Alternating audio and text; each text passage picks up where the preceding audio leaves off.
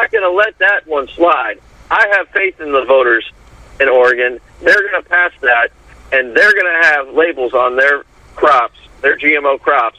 And you know what? It's going to further hurt Monsanto, right. and it's going to further allow us, the consumer, to have more safer products to consume. Absolutely, because it's going to set a precedent. It's going to set a precedent that the world is going to be watching, hopefully, God willing. And if they're not, then it's up to people like you and up to people like myself to put that message out there that look what's going on out here, because unfortunately we do live in a world where so many people are asleep and don't pay attention, but that's why it's up to us to be able to point out those things and to say look what they did over here. They are setting the precedent. Now it's our turn to take up the torch and continue the fight. Absolutely.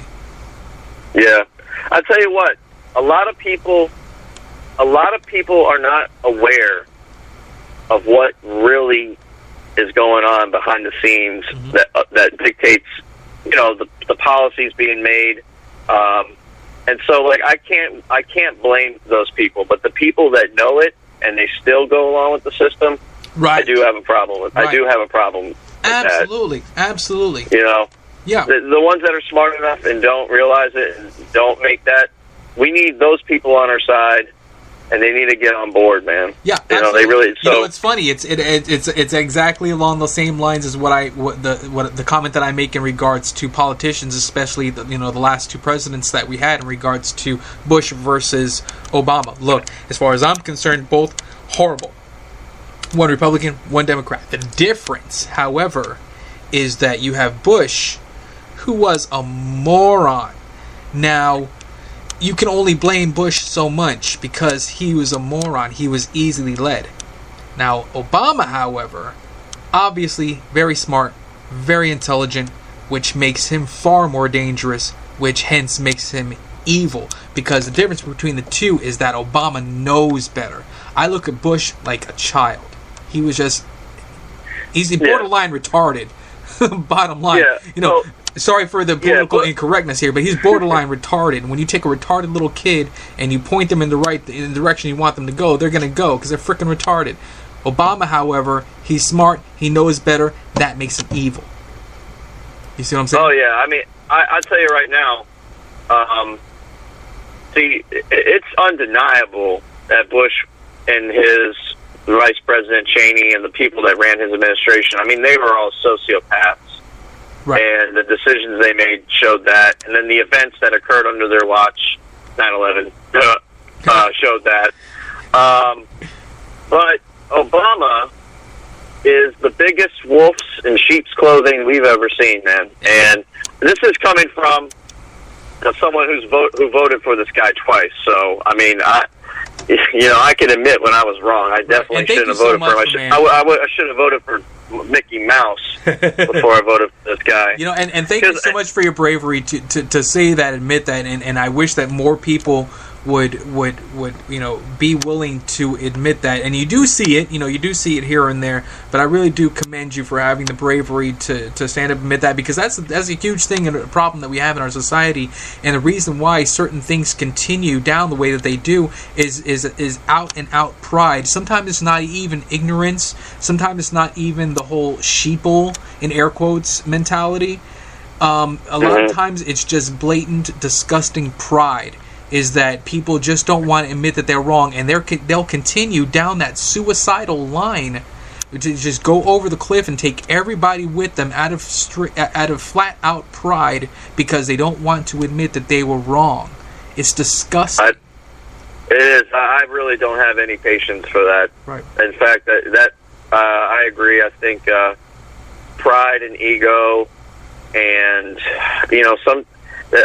those are deadly. I mean, isn't that one of the 7 deadly sins? Pride, and then also some people, like, I'm not voting for Chris or Scott for governor. I refuse to vote for those people, but I know that I will vote for somebody. But I know that person is not going to win because not enough people have woken up from this left-right Democrat Republican bullcrap yet. Right. But I don't care that whoever I vote for isn't going to win, because some people will just vote either Republican or Democrat because they want to vote for a winner. Like, how stupid is that? Right. You know, like, oh man, dude, I love having you on. At the same time, though, I think I may have thought of that. I may have thought like that at one point, but I realized we all have how unbelievably dumb I was, and I need to wait. You know, I woke up, and now it's time for others to get on board. This is why I love having you on, because you bring up excellent points that I think of sometimes that I forget to mention on air.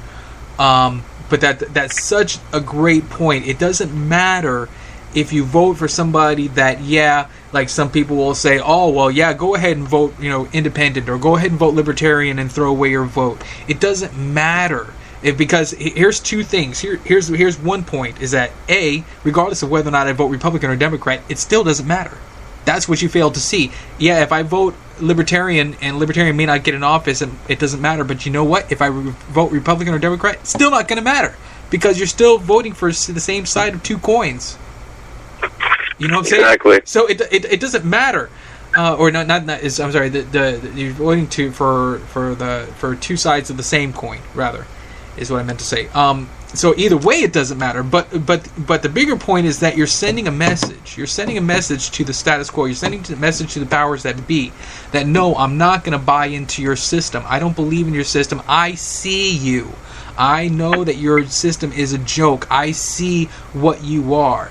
And the longer we continue to do that consistently, and to bring more people along with us doing that, eventually it is going to matter. Eventually it's not going to be a wasted vote. Yeah, right now it may be, and 5 years from now it may be, and 10 years from now it may be, but eventually it won't be. But more so to the point again is that it doesn't matter anyway. Republican, Democrat. It may be a waste to vote with Libertarian, but you know what? It's a waste to vote Republican or Democrat too. So at least I can have a little bit of integrity and throw my vote to a third party that I know isn't bought, at least not yet. I'm hopeful, but at the same time I'm a realist, and just like I know that the Tea Party was co-opted by the Republican Party, I'm aware that the Libertarian Party eventually might be as well. God willing, it won't, and I hope it won't. But we have to be wise as human beings. If we claim to be awake, then we have to have wisdom and know that it is a possibility. But right now, it's not the case. Right now, we do have that third party. We do have that third choice that does exist, and it may be a wasted vote right now. But you know what? If I vote Republican or Democrat, it's a wasted vote anyway. So I at least your vote is not wasted, man. That's the point, because you keyed on it earlier. You said it sends a message. I see what you're trying to do. You're putting these clowns, Chris and Scott, up there debating about nothing, saying the same things, and they're just, the only thing that's different is one's a dang Democrat and one's a dang Republican, and one of them used to be a Republican, right, but now he's a Democrat because he can't get voted in as a Republican anymore, which is ridiculous. Right.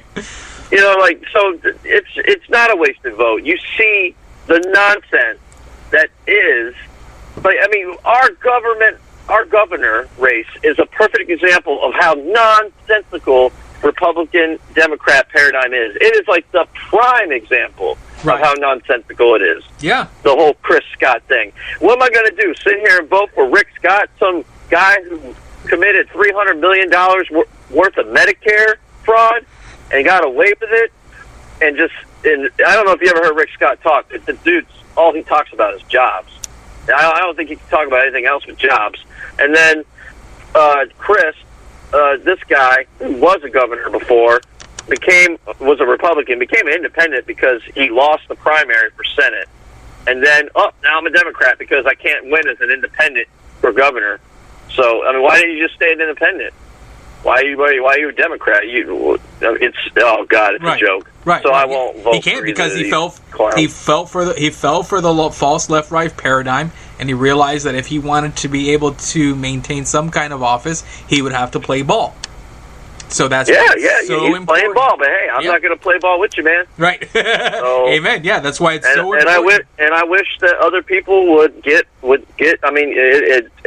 don't know. Maybe we'll see. I hold out hope, but I mean, the election's in a month, and if enough people see this nonsense, who knows? Maybe a third party like a libertarian can get in, and we won't have this corruption. And that's, I mean, it's corruption. That's what it is right now. What we have in politics, the money, the donations from the corporations, and the money powers that be have more power than they ever had. Oh yeah, it's called a spade a spade. And so if we vote in regular people, hardworking, working class people, that will be in our benefit. That will be in the majority of the people's benefit, because you know what I'm saying? Yeah. Like, you won't have unconstitutional laws. You got to get people in there to understand the Constitution. You got to get people in there that understand, what it takes to actually lead and to allow people to be free. Because with freedom, people, don't tax the people so much. When we're free, we're allowed to be creative. We're allowed to thrive, and it all works out better. So right, absolutely. When we have an incentive to create, then we thrive. Because if we're taxed to death and we can't benefit from the things that we create, then there's no incentive to continue to create. I mean, that's just it's common sense. Yeah. And not to mention government wastes a lot of our tax money, and then they make me, someone who's trying to get licensed to practice in Florida, make me spend over $600 and $700, and they can't even get my application. But hey, that's just me ranting about my situation right now. Well, it might be intentional. It might be intentional because you're anti-status quo. So that's always something to consider as well. Listen, hey, Rich. We're coming up on the last few minutes here for the show. So before we end here, I did want to touch on a quick question. Now, I know that you're not a virologist, of course, but I did. But I do hold your obvious intellect in high esteem. So this is more of just a conversational question between peers, as it were. In regards to this whole Ebola thing, I brought this up earlier to Joseph during the first segment. In regards to the whole Ebola thing, one thing that I haven't heard anything about, and that might be for a reason or might not be, I'm not sure. But us as Floridians, one thing that we deal with here, especially with all of the humidity, is a huge mosquito problem. And I haven't heard anything said in regards to fears with Ebola being transferred from one individual to another via mosquitoes. Just to give a kind of a idea of how that would happen. You have a person who comes into the country, because obviously Obama hasn't stopped any flights in and out of Africa yet. Thanks, Obama. So that's a joke. Yeah. I know that. There's so I don't know. I can't really comment on Ebola virus being transmitted via mosquito. So I can't really touch on that. I don't personally. I think it would be outside of the realm of possibility. Okay. I mean, honestly, but I do think that Ebola might be a little bit more contagious than what they're making us lead to believe. Right. As far as human to human transmission. So I do think there's that element going on. I do think that Obama not allowing people allowing people into the country, I should say, allowing the flights, I do think that that's a little bit intentional too. Right. To bring in with the probability of maybe more people coming in, because more people get infected. That means more people will scream for government intervention. So I mean that's a way that we know government exists. A problem is done either through, or they allow a problem to happen and then they capitalize on it and problem, get power. Reaction, solution, the Hegelian dialectic, absolutely. So as far as how all this whole Ebola thing is going to play out, I just want to say this before the show ends, is that we need to be weary of it. We need to take the precautions to protect our families, not overreact, not be run by fear, but do common sense things. Wash your hands, don't be around sick people, things like that. Right. And hopefully it will all play itself out for the benefit of us. I don't want to see the country go down like this. I want to see prosperity.